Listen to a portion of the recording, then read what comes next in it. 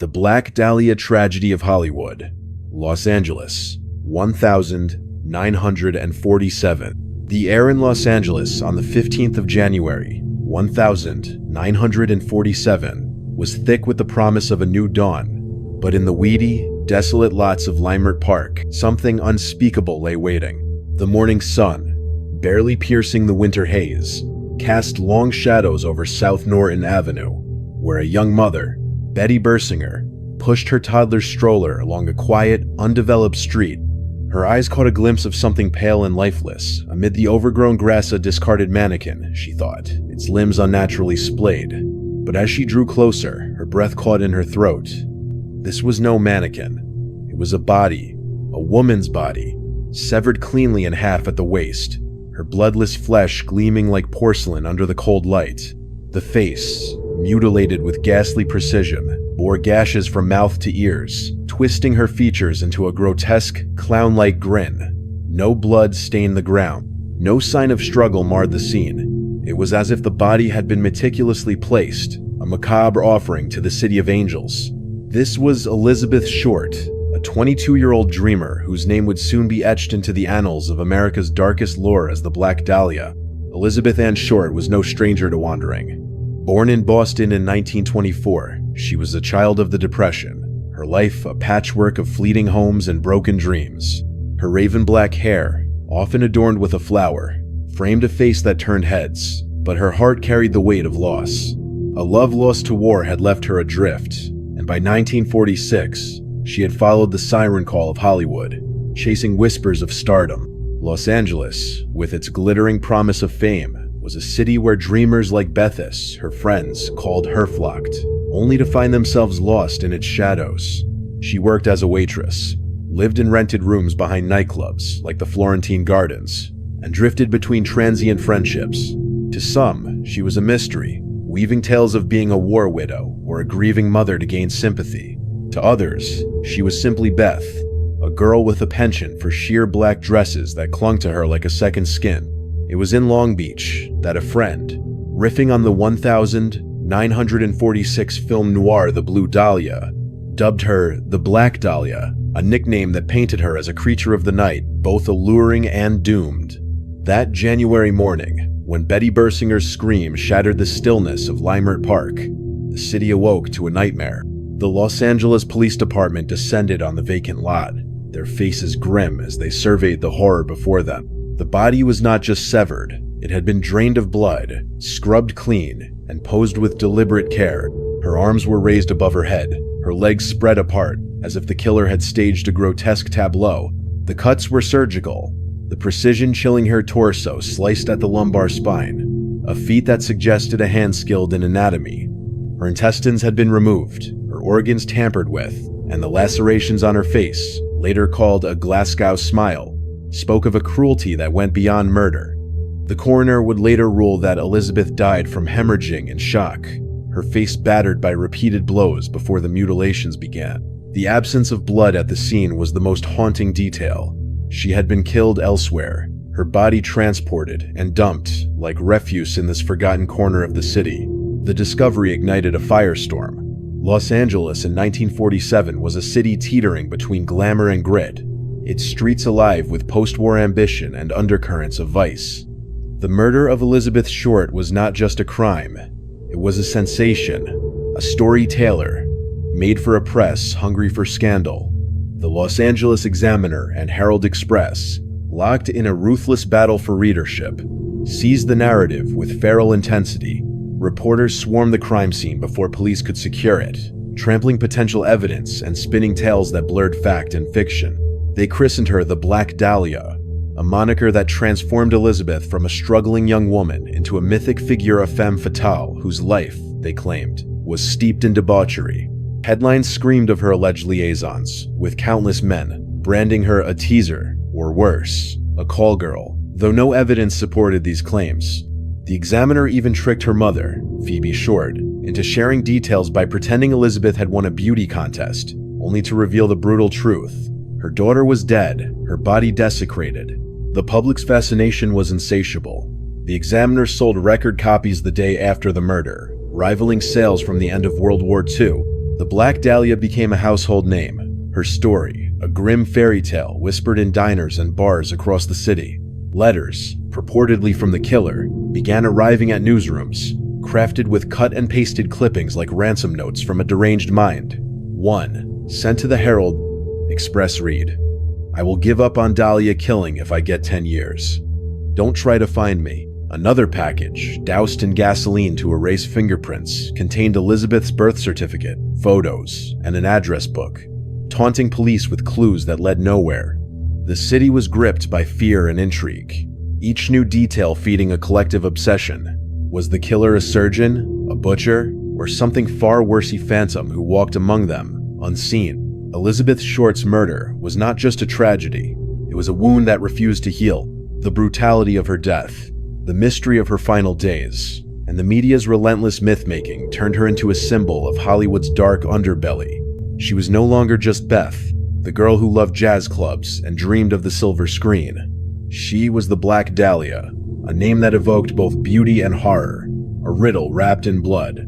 As the LAPD scrambled to untangle a web of false confessions and fleeting leads, the case grew larger than life, its shadow stretching across decades. Who had taken Elizabeth's life with such savage precision? Why had they chosen her? And what secrets had she carried into the night? The answers, if they existed, were buried deep in the city's labyrinth of lies and half-truths. Los Angeles, with its palm-lined boulevards and neon-lit dreams, held its breath, waiting for a resolution that never came. The Black Dahlia case remains one of America's most infamous unsolved murders, a chilling reminder that some horrors defy explanation. As the sun set on Leimert Park, the ghost of Elizabeth Short lingered, her story unfinished, her killer a specter still at large. Los Angeles, January 1947, was a city drunk on its own mythology, a glittering stage where dreams and nightmares danced under the same spotlight. The murder of Elizabeth Short, a 22-year-old beauty found sliced in half in a vacant lot on South Norton Avenue, was no mere crime. It was a script, a scandal, a siren's call that turned Hollywood into a fevered carnival of intrigue. The press, those vultures in fedoras, didn't just report the Black Dahlia case. They staged it, draping it in garish headlines and sultry half-truths that made every Angeleno feel like they were starring in a film noir. The city didn't just watch the drama unfold, it devoured it, lusting for every lurid detail, every whispered rumor that painted Elizabeth as both victim and vamp. This was no tragedy. This was theater, and the tabloids were the directors, turning a gruesome murder into the hottest ticket in town. Picture the newsstands on Hollywood Boulevard, their racks groaning under the weight of the Los Angeles Examiner and Herald Express, each front page screaming louder than the last. "Black Dahlia slain," roared one, the ink still wet, while another teased, "Who was she with last?" as if Elizabeth's final moments were a scandalous tryst gone wrong. The reporters weren't journalists. They were playwrights, spinning a tale of a raven-haired seductress who'd flirted with danger and paid the ultimate price. They didn't care that Elizabeth was a waitress, scraping by at the Pig and Whistle, her dreams of stardom fading with every late-night shift. To them, she was a femme fatale, her sheer black dresses and crimson lipstick proof of a life steeped in sin. The Examiner ran stories claiming she'd been seen at the Biltmore Hotel, sipping martinis with shady characters, while the Herald Express hinted at orgies in the hills, each article more outlandish than the last. It was deliciously absurd, and the public couldn't get enough. The city was a stage, and every corner of Los Angeles played its part. At Musso and Frank Grill, where starlets and studio execs clinked glasses, the Black Dahlia was the talk of the town. She was trouble, that one. A producer might mutter over his steak, as if he'd known her personally. "Bet she crossed the wrong guy," a screenwriter would reply, already plotting a script. Nightclubs like the Florentine Gardens, where Elizabeth had once lingered, pulsed with gossip, their neon signs casting a sultry glow over whispers of her final days. Even the cops, those hard-boiled detectives of the LAPD, weren't immune to the drama. They strutted into press conferences at the Hall of Justice, their trench coats flapping like capes, tossing out cryptic hints about hot leads while the flashbulbs popped. It was performance art, and the audience, every man, woman, and newsboy in Los Angeles was hooked. The tabloids didn't just report, they embellished. each story a brushstroke, an lurid portrait of Elizabeth Short. One paper claimed she'd been a high-class escort, her address book a who's who of Hollywood's Aledia lie that sent detectives chasing ghosts. Another swore she'd been spotted at the Coconut Grove, swaying to big band music hours before her death, her laughter echoing like a doomed melody. The Examiner went so far as to publish a doctored photo of Elizabeth, her eyes darkened and lips parted, as if she'd been caught mid-seduction. They didn't care that her friends, like Ann Toth from Long Beach, insisted Beth was just a girl with a broken heart, not a vixen. The truth was boring.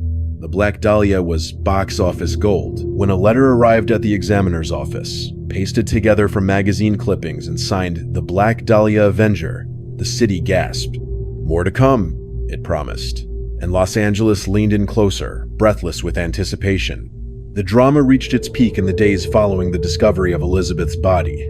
The press, sensing their moment, turned the case into a citywide manhunt not for justice, but for headlines.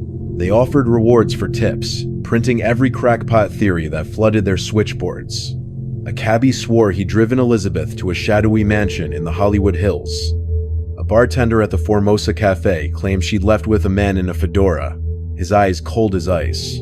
The Herald Express ran a story about a mystery woman seen fleeing the crime scene, her high heels clicking on the pavement like a metronome of guilt. None of it was true, but it didn't matter. The city was a tinderbox, and every rumor was a spark. Housewives in Echo Park swapped theories over coffee, while sailors at the port of Los Angeles bet on who'd crack the case first. Even the stars got in on the rumor had it. Orson Welles himself was overheard at Chasen's, joking that the killer was probably directing a B-movie by day. The climax came when the Examiner pulled its boldest stunt yet. They tracked down Elizabeth's mother, Phoebe Short, in far-off Massachusetts, and called her under false pretenses. "Your daughters won a beauty contest," they lied, milking her for details about Beth's life. When Phoebe gushed about her daughter's love of dancing, her dreams of being the next Rita Hayworth, the reporter dropped the bombshell. "Ma'am, Elizabeth is dead. Murdered." The cruelty was breathtaking, but it sold papers. The story, splashed across the front page, painted Phoebe's grief in lurid detail, her sobs a soundtrack to the city's obsession. Los Angeles reeled, the drama now tinged with a sickening edge. Had the press gone too far? For a moment, the city paused, caught between shame and fascination. The Black Dahlia wasn't just a story anymore, was a mirror, reflecting Hollywood's hunger for spectacle at any cost. But the tension couldn't hold. The resolution, if you could call it that, came as the press doubled down, refusing to let the story die. They pivoted, turning Elizabeth's murder into a morality play, a warning to every starry-eyed girl stepping off the bus at Union Station. "Don't end up like the Black Dahlia," the editorials preached, even as they printed pin-up photos of her corpse. The LAPD, overwhelmed by the circus, issued statements pleading for calm, but their words were drowned out by the clatter of typewriters. The case was no closer to being solved, but that wasn't the point. The Black Dahlia had become a legend, her story a twisted love letter to a city that thrived on excess. At Ciro's, where the elite sipped champagne, a crooner dedicated a song to "the girl with the flower in her hair," and the crowd sighed, half in mourning, half in awe. Los Angeles had turned Elizabeth Short's tragedy into its own private drama, a production so dazzling it blinded everyone to the horror at its core. The tabloids had one day taken a broken girl and made her immortal, a star in a story she never chose. But as the city basked in its own reflection, a question lingered, sharp and seductive. Who had written the final act? The killer was still out there, watching, perhaps laughing at the chaos they'd unleashed. And Hollywood, ever the stage, waited for the next scene to drop. Los Angeles, January 1947, was a city on edge, its pulse racing under the neon glow of Sunset Strip. The Black Dahlia's murder had set the stage, and the press had turned it into a blockbuster. But now the spotlight swiveled to the hunters, the LAPD detectives, who prowled the city's underbelly, chasing a killer who seemed to mock them from the shadows. Elizabeth Short, her body carved with surgical precision and abandoned in a Leimert Park lot, was no longer just a victim.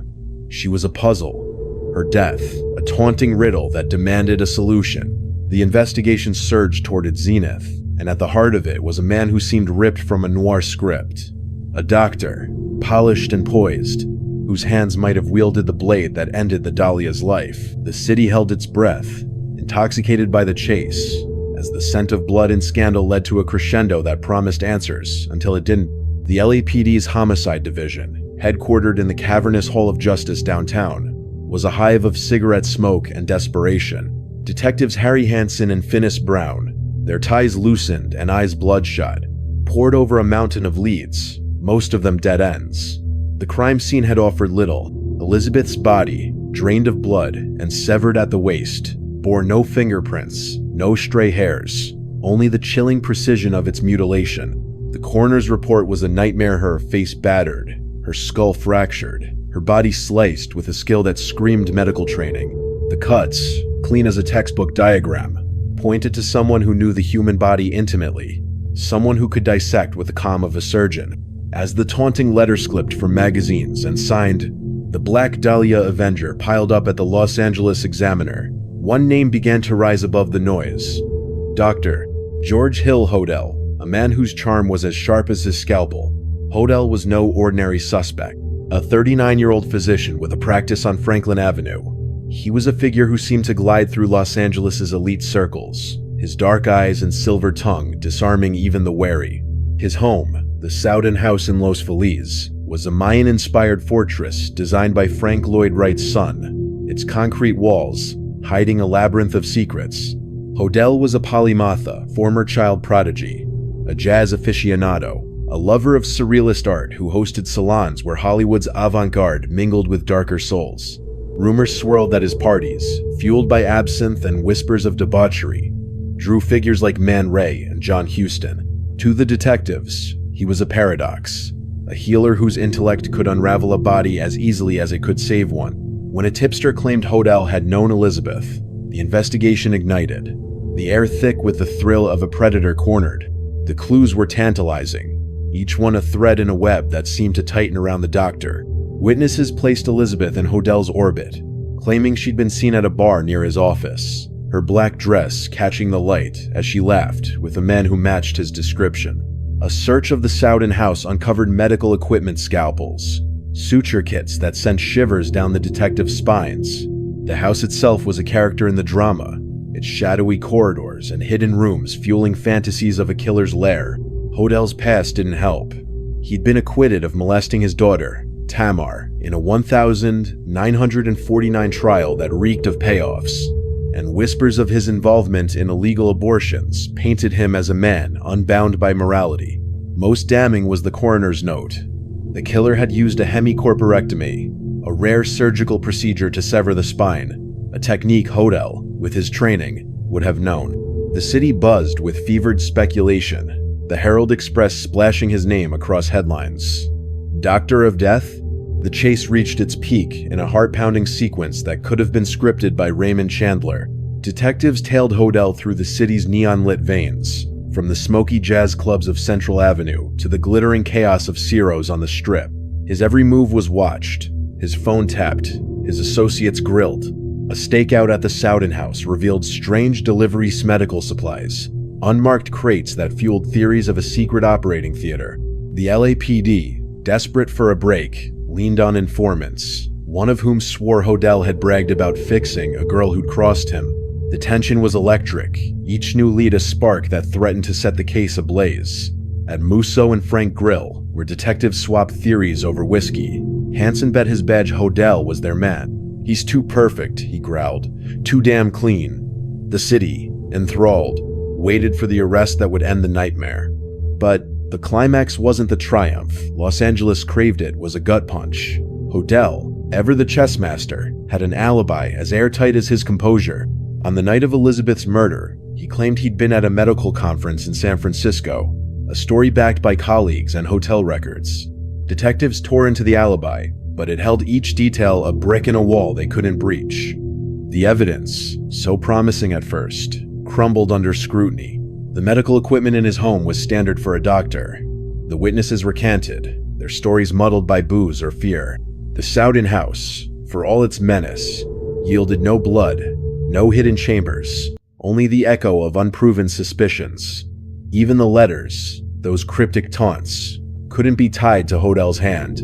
By February, the investigation stalled, the LAPD's bravado replaced by exhaustion. Hodel slipped from their grasp, his smile as enigmatic as ever. The resolution was bitter, a denouement that left Los Angeles reeling. The city, so sure it had its villain, was forced to face the void. Hodel wasn't charged, though suspicion clung to him like cigarette smoke. He left Los Angeles in 1950, vanishing to Asia, his shadow lingering in the case files. The LAPD, battered by false leads and a press that mocked their failure, turned to other suspects: a butcher, a bellhop, a soldier, but none carried the same allure. The Black Dahlia case, once a blazing inferno, cooled to embers, its heat now a memory. Yet the drama wasn't over. In bars like the Frolic Room, patrons still whispered Hodel's name, their voices low, as if he might hear. The Sowden house stood silent, its secrets locked away, and Elizabeth Short, the girl who'd sparked it all, remained a ghost, her story unfinished, her killer a phantom in the city's dreams. Los Angeles had danced with danger and come up empty, but the chase had left its mark. The Black Dahlia wasn't just a case, it was a seduction, a mystery that wrapped the city in its velvet grip and refused to let go. The doctor had walked free, but the question lingered, sharp and sultry. Had he outsmarted them all, or was the real killer still out there, waiting for the next act? Los Angeles, 1947, was a city that thrived on secrets, its palm-lined boulevards and neon-lit clubs hiding truths as dark as the night sky. The Black Dahlia case had consumed the city, turning Elizabeth Short's brutal murder into a saga that pulsed with glamour and dread. Her body, sliced in half and abandoned in a Limert Park lot, was more than a crime scene, it was a stage, and Los Angeles was its captive audience, spellbound by a mystery that refused to resolve. The press had spun her into a myth, the LAPD had chased phantoms, and a doctor's shadow had loomed large, only to slip away.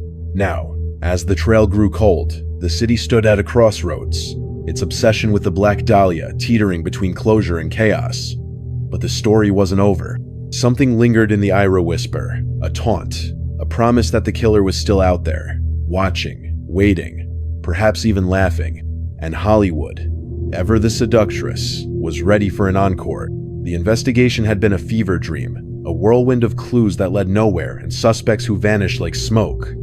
The LAPD's homicide division, once ablaze with purpose, was now a graveyard of dead ends. Detectives Harry Hansen and Phoenix Brown, their faces etched with frustration, sifted through a deluge of false confessions, over 500, from drunks, drifters, and fame-seekers, each claiming to be the Dahlia's slayer. The letters, those chilling missives from the Black Dahlia Avenger, had stopped arriving, their cryptic threats fading into silence. The Los Angeles Examiner and Herald Express, once the case's loudest cheerleaders, shifted focus to new scandals, but the public's hunger remained. At Schwab's pharmacy, where starlets sipped sodas, the talk was still of Elizabeth, her raven hair and tragic smile immortalized in grainy newsprint. The city couldn't let her go, and neither could the killer, so it seemed. As winter gave way to spring, a new rumor slithered through Los Angeles, as seductive as it was sinister. It began in the smoky backrooms of the Formosa Cafe, where a bartender swore he'd overheard a conversation too chilling to dismiss. Two men, their voices low, had spoken of a job done for someone high up, someone untouchable, whose name was whispered only in the shadows of Hollywood's elite. The phrase Oscar night slipped into the gossip, a tantalizing hint that the killer might have mingled with the stars at the Ambassador Hotel, where the Academy Awards glittered just weeks after Elizabeth's death. The idea was intoxicating. A murderer in a tuxedo, clinking champagne flutes with moguls while the city mourned. The Examiner pounced, printing a lurid headline. Did Dahlia's killer toast at a Scars? It was speculation, pure and wild, but it reignited the frenzy, sending detectives scrambling to trace the rumor's source. The chase was on again, and Los Angeles leaned into the drama with reckless abandon. The LAPD dusted off old leads, their footsteps echoing through the Biltmore Hotel's grand lobby, where Elizabeth had last been seen alive, her silhouette fleeting against the chandeliers. Witnesses, long silent, came forward with fresh tales. A cocktail waitress at the Coconut Grove claimed she'd served a man with surgeon's hands the night Elizabeth vanished, his eyes glinting with something she couldn't name. A cabbie swore he'd driven a couple to a mansion in the Hollywood Hills, the woman's laughter eerily like Beth's, the man's face hidden by a fedora. Each story was a spark, and the city was tinder, ready to burn. At Musso and Frank Grill, detectives swapped theories over martinis, their voices hushed but electric. What if it's bigger than Hodel? Hansen mused, his gaze distant. What if it's someone we can't touch? The tension built to a crescendo in March, when a new clue emerged, as haunting as it was elusive. A package arrived at the LAPD's Central Station, wrapped in brown paper and reeking of gasoline. Inside was a single photograph, grainy but unmistakable. Elizabeth, alive, her smile radiant, standing outside a nightclub on Vine Street. Scrawled on the back, in red ink, were the words, "She knew too much." The detectives froze, their pulses racing. Was this a confession? A taunt? The photo was analyzed, its edges worn, its origin untraceable. The club, identified as the Florentine Gardens, became a hive of activity, with cops interrogating staff and patrons. A dancer named Lila swore Elizabeth had been there days before her death, whispering about a big shot who'd promised her a screen test. The trail led to a studio exec, a man with a penthouse in Hancock Park and a reputation for collecting secrets. The city held its breath, sensing the net tightening around a killer who danced just out of reach. The climax was a spectacle, a raid that lit up the night. On a foggy evening, Louisiana PD squad cars converged on the exec's mansion, their sirens slicing through the silence of the hills. Detectives stormed the marble foyer, their guns drawn, expecting a confessioner, a fight. The exec, silver-haired and unflinching, met them with a lawyer and an alibi. He'd been in New York the week of the murder, a claim backed by flight records and witnesses. The mansion, for all its opulence, held no trace of Elizabethno blood, no black dresses, only the faint scent of cigar smoke and privilege. The photograph, the detectives learned, could have been planted, its red ink a cruel misdirection. The raid, meant to be the case's triumphant end, was a bust, the latest in a string of failures that left the LAPD humiliated and the city reeling. The Herald Express crowed, "Dahlia case crumbles again," and Los Angeles, drunk on its own drama, laughed and wept in equal measure. The resolution, if it could be called that, was no resolution at all. It was a void, a sultry, maddening abyss that swallowed the city's hopes. The exec walked free, his name untarnished. The photograph joined the case files, another unanswered question. The LAPD, battered by dead ends, scaled back the investigation, their resources drained by a mystery that seemed to mock them. Elizabeth Short, the Black Dahlia, was no closer to justice, her ghost a permanent fixture in Los Angeles' psyche. Yet the city couldn't look away. In dive bars like the Frolic Room, patrons spun new theories, their voices thick with whiskey and wonder. Was the killer a studio kingpin, a rogue cop, a nobody who'd slipped through the cracks? Had they stood among the glitterati at the Oscars, their hands stained with Beth's blood? The questions were a siren's call, luring Los Angeles deeper into the labyrinth. The Black Dahlia case was no longer just a murder, it was a spell, a seductive enigma that bound the city in its thrall. Elizabeth's story, unfinished, hung over Los Angeles like a fog, its tendrils curling through the Cahuenga Pass and down Hollywood Boulevard. The killer, whoever they were, had vanished, perhaps to another city, another life, or perhaps they were closer, hiding in plain sight, their laughter mingling with the clink of glasses at Chasen's. The Sowden House, Dr. Hodel's old haunt, stood silent, its secrets locked away. The Biltmore chandeliers still swayed, as if mourning the girl who'd walked its halls. And in Leimert Park, where it all began, the vacant lot remained, a scar on the city's soul. But this isn't the end. The Black Dahlia's story is a living thing, its threads still weaving through Los Angeles shadows. New clues, new suspects, new whispers wait to be uncovered, and the truth elusive, tantalizing hovers just out of reach. Who was the man with the surgeon's hand? What did Elizabeth know that cost her life? And And what secrets did the killer carry to the glittering nights of Oscar season? The answers are out there, buried in the city's past, and we're not done digging. Follow the trail to our next chapter, where the Dahlia's mystery deepens and the shadows reveal their truths. Stay tuned. Los Angeles the Killer's Encore is coming.